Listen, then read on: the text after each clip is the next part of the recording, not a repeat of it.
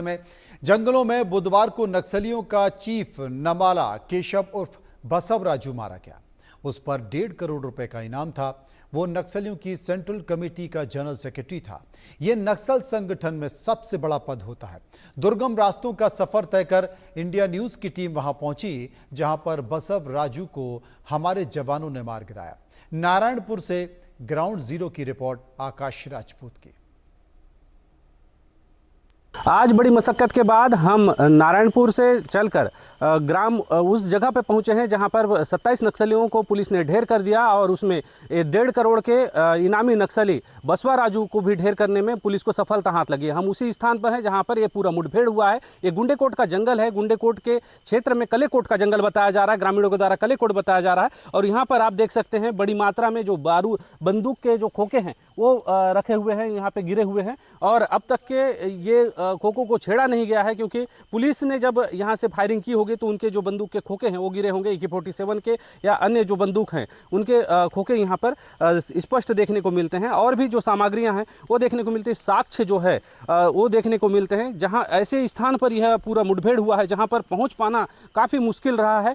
नदी, पहाड़, इस प्रकार के जगहों को पार करते हुए हम यहाँ पर पहुँचे। और जो यहाँ पर जब हमने देखा पूरी जगह पर, तो ग्रामीणों का बताना है कि काफ़ी खून बिखरा हुआ था पहले, लेकिन बारिश की वजह से खून बह चुका है।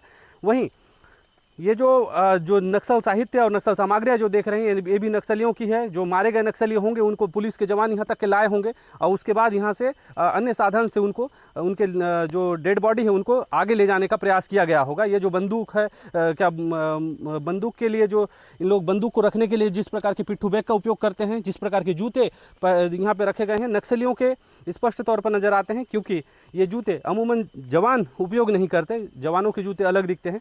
इसी प्रकार से पूरी सामग्रियाँ पूरे जंगल में विभिन्न स्थानों पर जगह जगह पर बिखरी हुई है। कहीं ना कहीं इससे पता चलता है कि जो पूरा मुठभेड़ है वो इन्हीं जंगलों में घटित हुआ है। और पुलिस और नक्सलियों के बीच इस मुठभेड़ में पुलिस को बड़ी सफलता हाथ लगी है। जिस प्रकार से जवान लगातार इन अबूझमाड़ के जंगलों में पहुंच रहे हैं और नक्सलियों के साथ उनकी मुठभेड़ हो रही है और लगातार जिस प्रकार से सफलता हासिल हो रही है, उससे लगता है कि अमित शाह का जो बयान है 31 मार्च 2026 तक के नक्सलवाद का समूल समाप्ति किया जाएगा, उसके बारे में भी कहीं ना कहीं उस दिशा में कार्य किया जा रहा है। एक वर्दी का जो टुकड़ा है, वर्दी है, पेंट का हिस्सा है, शायद इसमें एक पूरे मुठभेड़ में एक जवान के शहीद होने की बात भी सामने आ रही थी, 1 या 2 जवान के शहीद होने की बात आ रही थी। तो कहीं ना कहीं उस जवान का भी ये वर्दी हो सकता है या नक्सलियों के भी हो सकते हैं।